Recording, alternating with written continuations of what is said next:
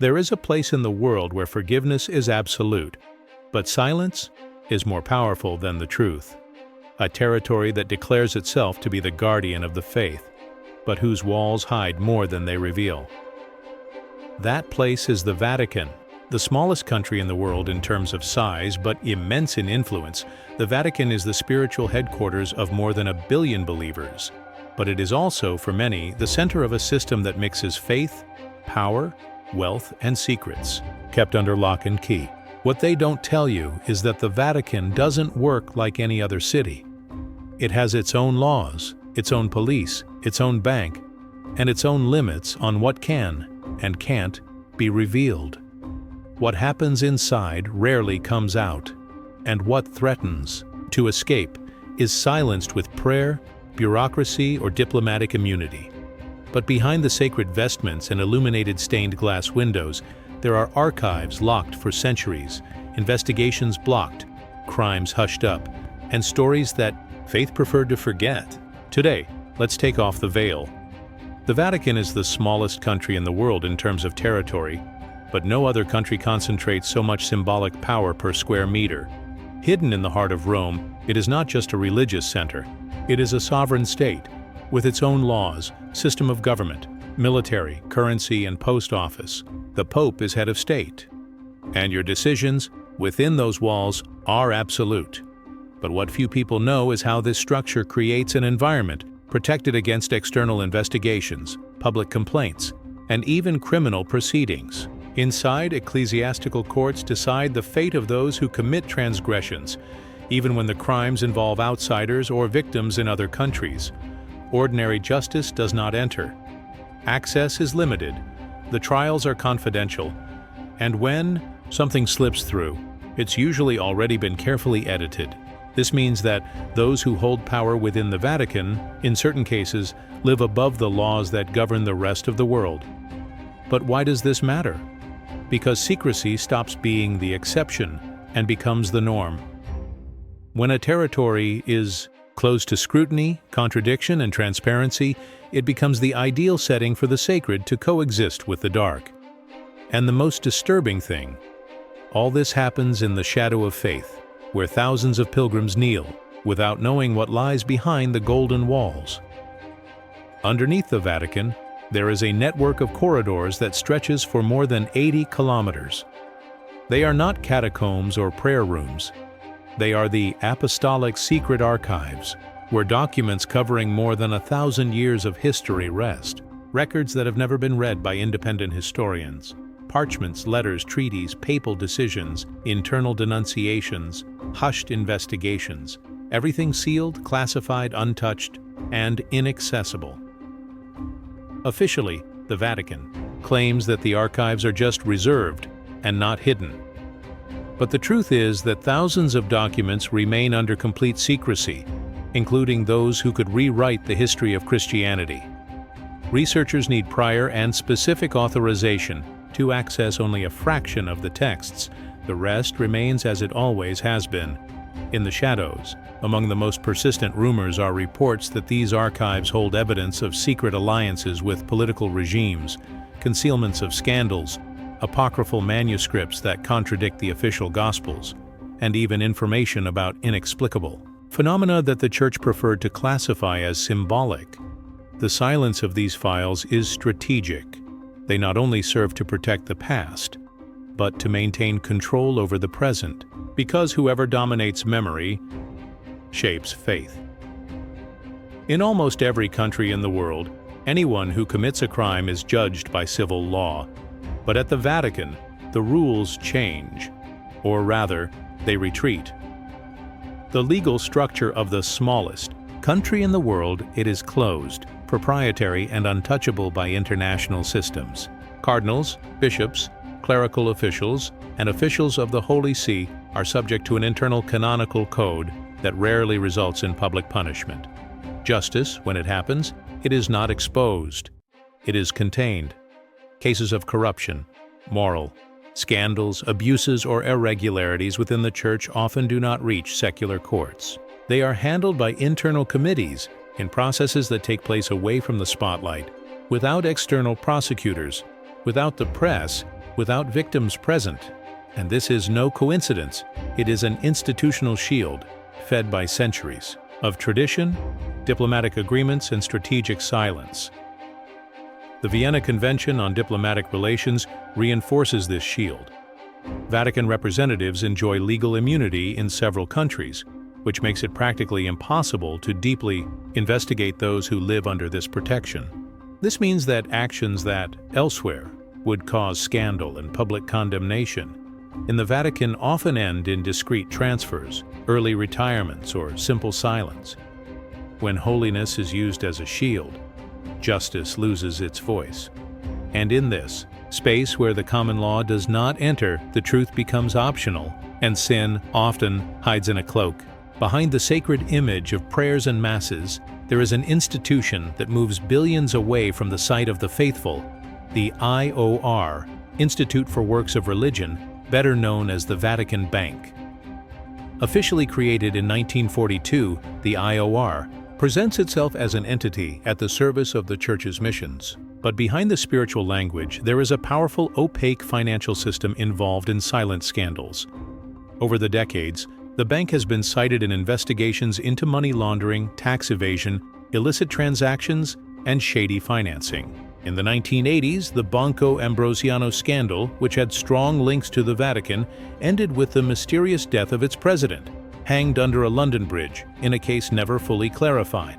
Since then, many efforts were made to reform the image of the IOR, but access to full reports remains restricted, and external audits are limited. The Church, which preaches detachment from money, maintains a bank that operates with the same secrecy as tax havens with numbered accounts, anonymous beneficiaries, and international flows. There are indications that resources diverted from dioceses, donations, and even funds from humanitarian campaigns were used to cover financial holes or finance projects that were never explained. What should be an instrument of aid to faith often behaves like a mechanism of control and influence where faith and money mix, but are rarely clarified. The Vatican is the spiritual heart of millions, but it is also, paradoxically, one of the places where sin was most carefully covered up. Over the decades, several reports involving members of the clergy, from psychological and spiritual abuse to crimes against human dignity, were hushed up under the justification of internal treatment, i.e., the problem was not denied, but it was rarely exposed. Within these walls, sin does not disappear. It is managed. Often those involved are not publicly judged, but discreetly transferred to other positions, removed with honors, or relocated to other dioceses. Punishment comes disguised as change, and the victim is often left with blame, silence, or forgetfulness. Behind the grandeur of the ceremonies, there is a system that protects the name of the institution above the truth. The sacred, instead of confronting error, tries to hide it behind the confessional. The idea of absolute forgiveness becomes, in some cases, a tool to cover up the unforgivable, as long as the public image of the Church remains intact. Meanwhile, those who try to report from within, priests, nuns, seminarians, face the weight of a structure that rewards obedience and punishes questioning. Because for some, maintaining silence is an act of faith, and exposing the truth is heresy. And so, the city where repentance is preached becomes the place where the most serious sins are simply transferred. In an institution that controls what is said, what is written, and even what is thought about the divine, censorship is not explicit, it is ritualized. For centuries, the Church maintained an official index of banned books, the list of prohibited books.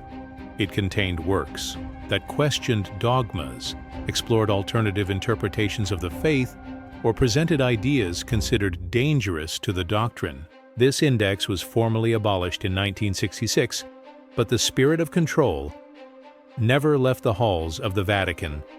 Today, the veto does not need to be declared.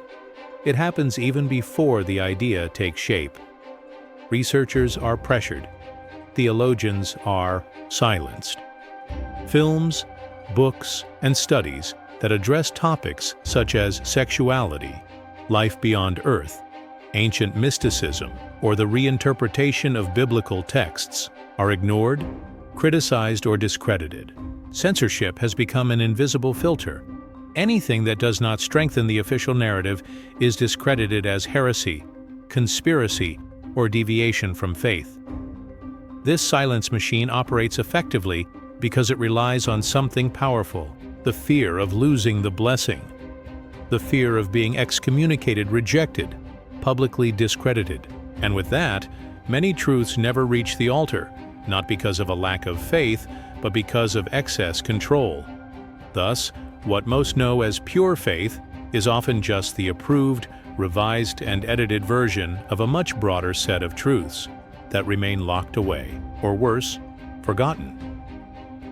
While the audience sees cardinals smiling, blessings being distributed, and words of unity being preached, something very different happens away from the cameras. Within the walls of the Vatican, there is a cold war between internal factions, groups with opposing views of how power should be maintained, and faith led. These are not purely spiritual doctrinal disputes. These are battles for influence, for command, for money, and above all, for control over what will be silenced and what can finally be revealed. Several journalistic investigations indicate that there is espionage among cardinals, clandestine wiretaps, internal dossiers, and even selective leaks, so that certain names are exposed while others are protected.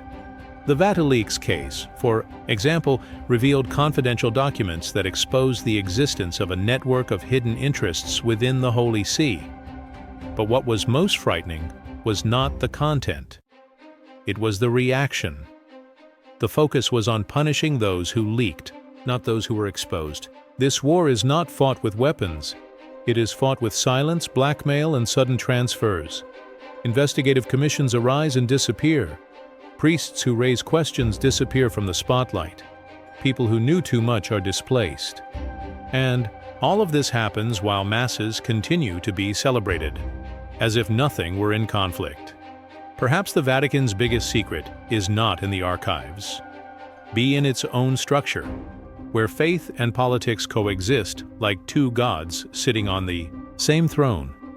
When we think of the Vatican, the image that comes to mind is of illuminated domes, angelic choirs, and emotional pilgrims. It is the center of the Catholic faith, the cradle of encyclicals, blessings, and doctrines. But maybe this image is just one of the layers, the visible, the carefully constructed, because behind the colorful stained glass windows there is a structure that does not live on light, but on very well-positioned shadows. What if the place where repentance is preached is also the place where confrontation with the truth itself is most avoided? What if the most revered altar on earth sits on centuries of carefully balanced silence, power, and control?